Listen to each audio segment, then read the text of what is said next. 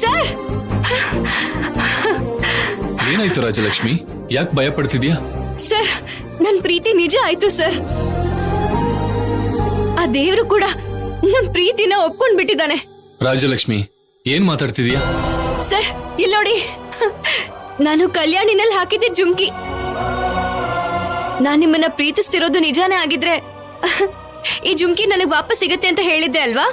ಸಿಕ್ತು ಸರ್. ಅಂದ್ರೆ ನಾವೊಬ್ರನ್ನೊಬ್ರು ಪ್ರೀತಿಸೋದು, ಮದ್ವೆ ಮಾಡ್ಕೊಳ್ಳೋದು ಆ ದೇವ್ರಿಗೂ ಇಷ್ಟ ಇದೆ ಅಂತಾನೆ ಅಲ್ವಾ ಸರ್? ನಿನಗೆ ಹೇಗೆ ಹೇಳಿದ್ರೆ ಅರ್ಥ ಆಗುತ್ತೆ ರಾಜಲಕ್ಷ್ಮಿ? ನಾನು ಈ ತರ ಹುಚ್ಚುಚ್ಚು ನಂಬಿಕೆಗಳನ್ನ ನಂಬಲ್ಲ. ಸ್ವಲ್ಪ ಪ್ರಾಕ್ಟಿಕಲ್ ಆಗಿ ಯೋಚನೆ ಮಾಡು. ಈ ಜುಮ್ಕಿ ಸಿಕ್ಕಿದ ಮಾತ್ರಕ್ಕೆ ನಿನ್ ಮೇಲೆ ನನಗೆ ಇಷ್ಟ ಆಗತ್ತಾ? ನಮ್ ಜೀವನ ಬದಲಾಗಿ ಹೋಗುತ್ತಾ? ಇದನ್ನೇ ಚೈಲ್ಡಿಶ್ ಮೆಂಟಾಲಿಟಿ ಅಂತಾರೆ. ಹೋಗ್ತಾ ಹೋಗ್ತಾ ನೀನು ತುಂಬಾ ಚಿಕ್ಕ ಮಗು ತರ ಆಡ್ತಾ ಇದೀಯಾ. ಏನ್ ಯೂಸ್ ಇಲ್ಲ ರಾಜಲಕ್ಷ್ಮಿ. ನೀನ್ ಇದೇ ವಿಷಯದ ಬಗ್ಗೆ ಯೋಚನೆ ಮಾಡ್ತಾ ತಲೆ ಕೆಡ್ಸ್ಕೋತಾ ನಿನ್ ಕೆರಿಯರ್ ಬಗ್ಗೆ ಸ್ವಲ್ಪನೂ ಯೋಚನೆ ಮಾಡ್ದೆ ದುಸ್ಥಿತಿಗೆ ಹೋಗ್ತಾ ಇದೀಯಾ. ನಿನಗ್ ನಾನು ಕೋಚ್ ಆಗಿ ಅಲ್ದೇನೆ ಒಳ್ಳೆ ಫ್ರೆಂಡ್ ಆಗಿ ಹೇಳ್ತಾ ಇದ್ದೀನಿ, ಕೇಳು. ಈ ಕ್ಷಣದಿಂದ ಈ ಪ್ರೀತಿ ಅನುರಾಗ ಬಿಟ್ಬಿಡು. ನಿನ್ನ ಟಾರ್ಗೆಟ್ ಬೆಸ್ಟ್ ಹಾಕಿ ಪ್ಲೇಯರ್ ಆಗೋದು.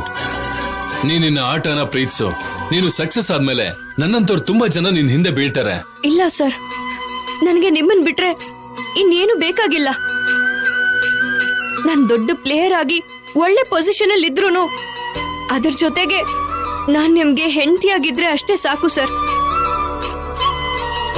ಬೆಳಗ್ಗೆ ಎದ್ದೇಳ್ತಿದ್ದ ಹಾಗೆ ಕಾಫಿ ಕಪ್ ತಗೊಂಡು ನಿಮ್ ಕಣ್ ಮುಂದೆ ನಿಂತಿರ್ಬೇಕು. ಯಾವ್ದಾದ್ರೂ ಅಕೇಶನ್ ಬಂತು ಅಂದ್ರೆ ನನ್ನ ಬೈಕಲ್ಲಿ ಕೂಡಿಸ್ಕೊಂಡು ನೀವ್ ಕರ್ಕೊಂಡು ಹೋಗ್ಬೇಕು. ನಿಮಗ್ ಕಷ್ಟ ಬಂದ್ರೆ ನಾನ್ ಧೈರ್ಯ ಹೇಳ್ಬೇಕು ಸರ್. ನಿಮ್ ನೋವುಗಳನ್ನ ನಾನು ಅರ್ಧ ಹಂಚ್ಕೋಬೇಕು. ಇದು ಸರ್, ಇದೆಲ್ಲ ನನಗೆ ಸಂತೋಷ ಕೊಡುತ್ತೆ. Stop it Rajalakshmi. ನಿನ್ ಮಾತ್ ಕೇಳ್ತಾ ಇದ್ರೆ ಹೊಡಿಬೇಕು ಅನ್ನೋಷ್ಟು ಕೋಪ ಬರ್ತಿದೆ. ಛೇ, ಆದ್ರೂ ನಿನ್ ಜೊತೆ ಇನ್ನೂ ಮಾತಾಡ್ತಿದ್ದೀನಿ ಅಂದ್ರೆ ಒಂದ್ ಹೆಣ್ಣು ಅಂತ ಅಲ್ಲ, ನೀನೊಬ್ಳು ಒಳ್ಳೆ ಪ್ಲೇಯರ್ ಅಂತ.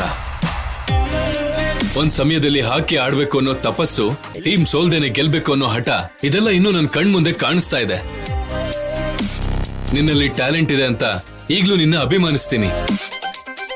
ಇದೇನು ಇಲ್ಲ ಅಂದ್ರೆ ನಿನ್ನ ಮುಖ ನೋಡಕ್ಕೂ ನನಗೆ ಇಷ್ಟ ಇಲ್ಲ.